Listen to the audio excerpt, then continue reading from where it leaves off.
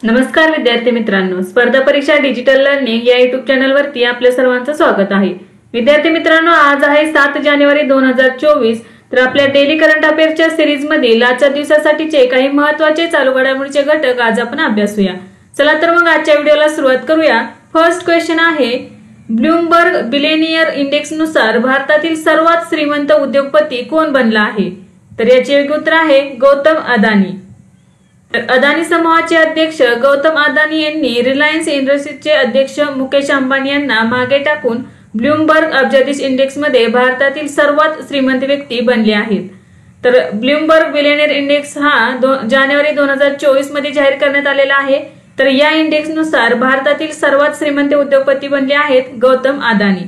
तर गौतम अदानी हे अदानी समूहाचे अध्यक्ष आहेत। तर त्यांनी मुकेश अंबानी यांना मागे टाकून हा क्रमांक मिळवलेला आहे। तर जागतिक क्रमवारीत गौतम अदानी हे 12व्या स्थानावर आहेत। तर गौतम अदानी यांची संपत्ती आहे 97.6 अब्ज डॉलर एवढी ते संपत्ती झालेली आहे। तर अंबानी हे 13व्या क्रमांकावर आहेत। तर मुकेश अंबानी यांची एकूण संपत्ती आहे 97 अब्ज डॉलर एवढी। तर टेस्लाचे सीईओ एलोन मस्क हे 18.31 लाख कोटी रुपयांच्या संपत्तीसह सर्वात श्रीमंत उद्योगपती आहेत। तर जगातील सर्वात श्रीमंत उद्योगपती कोण आहेत? तर टेस्लाचे सीईओ एलोन मस्क। आणि भारतातील सर्वात श्रीमंत उद्योगपती कोण बनलेले आहेत? तर गौतम अदानी। नेक्स्ट क्वेश्चन आहे, तर विद्यार्थी मित्रांनो, करंट अफेअर्स 2024 साठी आपण 2 प्लॅन्स घेऊन आलेलो आहोत। पहिला आहे 251 रुपयांचा, तर दुसरा आहे मंथली प्लॅन हा 26 रुपयाचा असणार आहे। तर यामध्ये आपण डेली करंट अफेअर्सची पीडीएफ देणार आहोत, ज्याची तुम्ही प्रिंट करू शकतात। वीकली रिव्हिजन पीडीएफ असणार आहे, मंथली वन लाइनर पीडीएफ असणार आहे। तर या सर्व पीडीएफ तुम्हाला स्पर्धा अभ्यास या ऍप वरती उपलब्ध होणार आहेत। तर या ऍपला नक्कीच भेट द्या। नेक्स्ट क्वेश्चन आहे, कोणत्या राज्याच्या सुंदरबन मधाला जीआय टॅग देण्यात आला आहे? तर याचे योग्य उत्तर आहे पश्चिम बंगाल। तर अलीकडेच पश्चिम बंगालमधील सुंदरबन मध, जलपाईगुडी जिल्ह्यातील कालानुनिया तांदूळ आणि तांगाई, गोरोड आणि कोडियाल यांना जीआय टॅग प्रदान करण्यात आला आहे। तर मौली समाज सुंदरबनच्या जंगलातून सुंदरबन मध गोळा करतो। तर कालानुनिया तांदूळ खूप लोकप्रिय आहे आणि तांदळाच्या या देशी जातीची जलपाईगुडी जिल्ह्यात लागवड केली जाते। तर कोडियाल साड्यांचे उत्पादन फक्त मुर्शिदाबाद जिल्ह्यातील मिर्जापूर मध्येच घेतले जाते। तर पश्चिम बंगालच्या सुंदरबन मध, कालानुनिया तांदूळ आणि गोरोड, कोडियाल या साड्यांना जीआय टॅग देण्यात आलेला आहे। नेक्स्ट क्वेश्चन आहे, अलीकडेच यूपी केडरच्या कोणत्या आयएएस अधिकाऱ्याची सलग तिसऱ्यांदा उत्तर प्रदेश राज्याच्या मुख्य सचिवपदी नियुक्ती करण्यात आली आहे? तर याचे योग्य उत्तर आहे आयएएस दुर्गाशंकर मिश्रा। तर उत्तर प्रदेशचे मुख्य सचिव आयएएस दुर्गाशंकर मिश्रा यांचा कार्यकाळ तिसऱ्यांदा वाढवण्यात आला आहे। तर आता त्यांचा कार्यकाळ हा 30 जून 2024 पर्यंत राहणार आहे। तर 30 डिसेंबर 2021 रोजी त्यांना यूपीचे मुख्य सचिव बनवण्यात आले होते। नेक्स्ट क्वेश्चन आहे, राणी दुर्गावती श्री अन्न प्रोत्साहन योजना कोणत्या राज्यात सुरू करण्यात आली आहे? तर याचे योग्य उत्तर आहे मध्य प्रदेश। तर भरड धान्याच्या उत्पादनाला चालना देण्यासाठी मध्य प्रदेश सरकारने जानेवारी 2024 मध्ये राणी दुर्गावती श्री अन्न प्रोत्साहन योजना लागू करण्याचा निर्णय घेतला आहे। तर या योजनेअंतर्गत श्री अन्न म्हणजेच नाचणी, ज्वारी, बाजरी इत्यादींचे उत्पादन घेणाऱ्या शेतकऱ्यांना प्रति किलो 10 रुपये दिले जाणार आहेत। तर जे श्री अन्न म्हटले जाते, ज्यामध्ये आपण नाचणी, ज्वारी, बाजरी यासारख्या पिकांचा समावेश होतो, यासारख्या पिकांच्या उत्पादनासाठी प्रत्येक शेतकऱ्याला प्रति किलो 10 रुपये दिले जाणार आहेत। तर राणी दुर्गावती श्री अन्न प्रोत्साहन योजना ही जानेवारी 2024 मध्ये मध्य प्रदेश या राज्यामध्ये सुरू करण्यात आली आहे। नेक्स्ट क्वेश्चन आहे, अलीकडेच कोणत्या राज्य सरकारने वन टाइम सेटलमेंट योजना सुरू केली आहे? तर हरियाणा या राज्याने वन टाइम सेटलमेंट योजना सुरू केलेली आहे।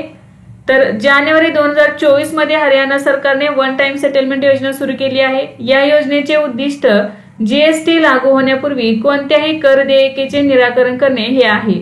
तर ही योजना 31 मार्च 2024 पर्यंत लागू असणार आहे। वन टाइम सेटलमेंट योजनेअंतर्गत करांच्या 4 श्रेणी तयार करण्यात आल्या आहेत। व्यापारी या श्रेणींद्वारे त्यांची थकबाकी करू शकतात। तर यासाठी राज्य सरकार त्यांना थकीत रकमेत सवलत देणार आहे। नेक्स्ट क्वेश्चन आहे, नुकतीच कोणत्या तलावात वार्षिक पक्षी गणना सुरू झाली आहे? कोणती गणना? तर पक्षी गणना सुरू झाली आहे। तर याचे योग्य उत्तर आहे चिल्का सरोवर, ओडिसा। तर ओडिशाच्या चिलका तलावावर 100हून अधिक पक्षीशास्त्रज्ञ, कार्यकर्ते आणि संशोधक उलर यांनी जानेवारी 2024 मध्ये पक्षी गणना सुरू केली आहे. तर चिलका तलाव हे आशियातील सर्वात मोठे खाऱ्या पाण्याचे सरोवर आहे. तर भारताच्या पूर्व किनाऱ्यावर दया नदीच्या मुखावर चिलका सरोवर आहे. तर चिलका तलाव हा ओडिसा, पुरी, गंजाम आणि खोर्दा या 3 जिल्ह्यांमध्ये पसरलेला आहे. तर 1981 मध्ये आंतरराष्ट्रीय वेटलँड म्हणजेच रामसर साइट म्हणून चिलका सरोवराला घोषित करण्यात आलेले आहे. तर ओडिसा राज्यातील चिलका सरोवरात वार्षिक पक्षी गणना सुरू झालेली आहे. नेक्स्ट क्वेश्चन आहे, नुकताच ग्रीन कव्हर इंडेक्स साठी भारतीय राष्ट्रीय महामार्ग प्राधिकरणाने कोणासोबत करार केला आहे? तर याचे योग्य उत्तर आहे नॅशनल रिमोट सेन्सिंग सेंटर. तर जानेवारी 2024 मध्ये ग्रीन कव्हर इंडेक्स साठी भारतीय राष्ट्रीय महामार्ग प्राधिकरणाने राष्ट्रीय रिमोट सेन्सिंग सेंटर सोबत सामंजस्य करार केला आहे. तर हा करार 3 वर्षांसाठी करण्यात आलेला आहे. तर ग्रीन कव्हर इंडेक्सचे निष्कर्ष हे वेगवेगळ्या राष्ट्रीय महामार्गांची तुलना आणि रँकिंग निश्चित करण्यास मदत करतील. तसंच त्यांच्या मदतीने वेळेत अधिक सुधारणा केल्या जाऊ शकतात. तर राष्ट्रीय महामार्गाच्या प्रत्येक 1 किलोमीटर लांबीसाठी हरित कव्हरचा अंदाज लावण्यात येणार आहे. तर नॅशनल रिमोट सेन्सिंग सेंटर हे इस्रो अंतर्गत काम करते. तर याचे मुख्यालय हैदराबाद येथे आहे. तर ग्रीन कव्हर इंडेक्स साठी भारतीय राष्ट्रीय महामार्ग प्राधिकरणाने नॅशनल रिमोट सेन्सिंग सेंटर सोबत करार केलेला आहे. नेक्स्ट क्वेश्चन आहे, नुकतेच तमिळनाडू राज्याच्या मुख्यमंत्र्यांनी मागा कविता या पुस्तकाचे प्रकाशन केले. तर या पुस्तकाचे लेखक कोण आहेत? तर याचे योग्य उत्तर आहे कवी वैरामुथू. तर जानेवारी 2024 मध्ये तमिळनाडूचे मुख्यमंत्री M.K. स्टॅलिन यांनी मागा कविता या पुस्तकाचे प्रकाशन केले आहे. तर हे पुस्तक कवी वैरामुथू यांनी लिहिले आहे. तर मागा कविता म्हणजे काय? तर उत्तम कविता. तर या पुस्तकात विश्वाची उत्पत्ती, पृथ्वी ग्रह, 5 घटकांची कार्ये, हवामान बदल आणि त्याचे परिणाम यासह विविध विषयांचा समावेश करण्यात आलेला आहे. नेक्स्ट क्वेश्चन आहे, पहिल्याच बीच गेम्स 2024 चे आयोजन कोठे करण्यात आले आहे? तर याचे योग्य उत्तर आहे दीव. तर दादरा नगर हवेली आणि दीव दमण या केंद्रशासित प्रदेशातील दीव मधील घोगला बीचवर पहिल्या बीच गेम्स 2024 चे उद्घाटन करण्यात आले आहे. तर या गेम्सचे उद्घाटन क्रीडा मंत्री अनुराग ठाकूर यांच्या हस्ते करण्यात आले. तर हे गेम्स 4 ते 11 जानेवारी 2024 दरम्यान होणार आहेत. तर पहिले बीच गेम्स कुठे आयोजित करण्यात आलेले आहेत? तर दीव या केंद्रशासित प्रदेशातील घोगला या बीचवरती.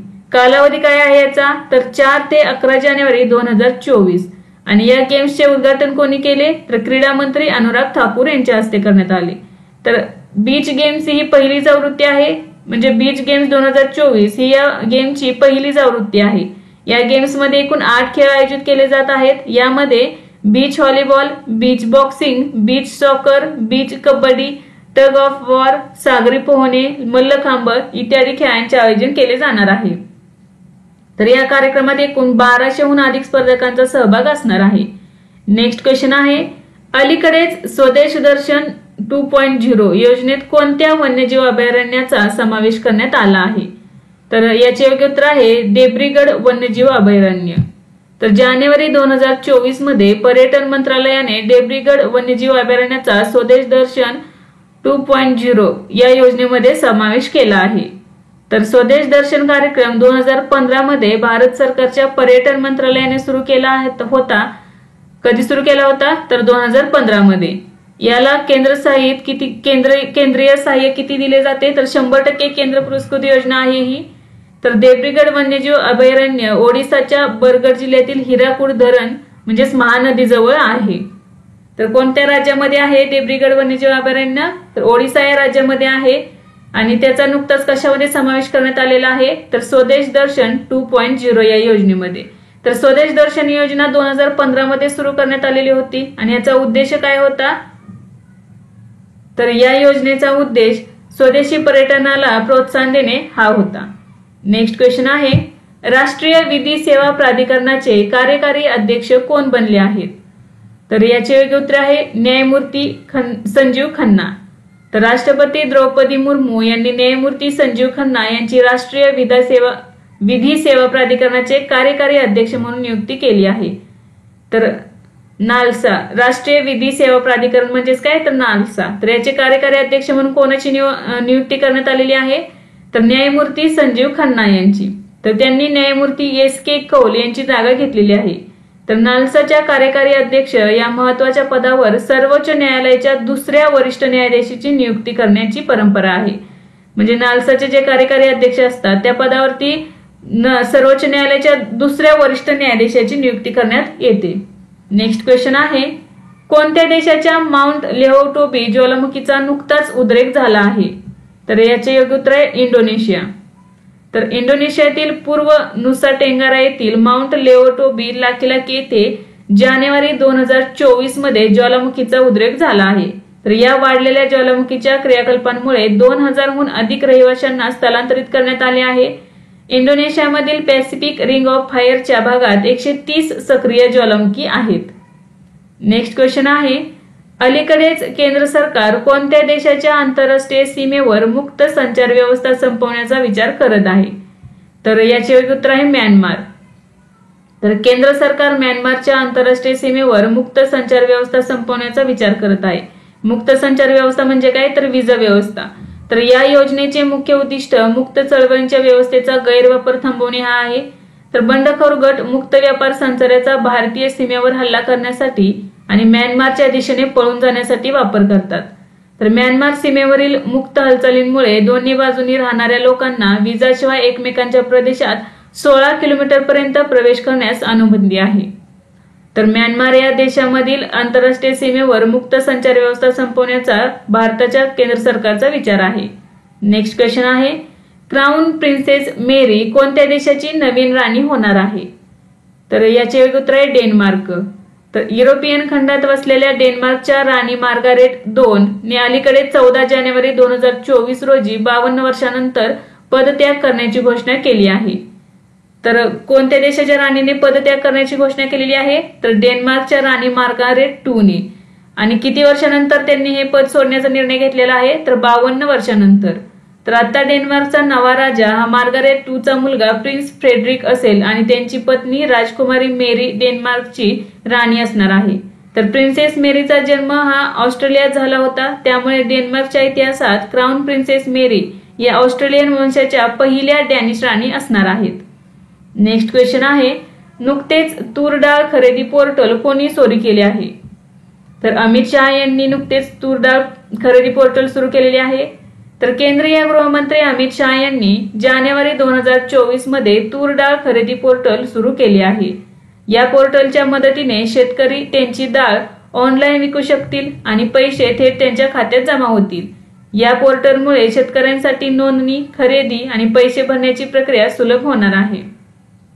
तर विद्यार्थी मित्रांनो, आज आपण 7 जानेवारी 2024 रोजीचे काही महत्त्वाचे चालू घडामोडीचे घटक पाहिले।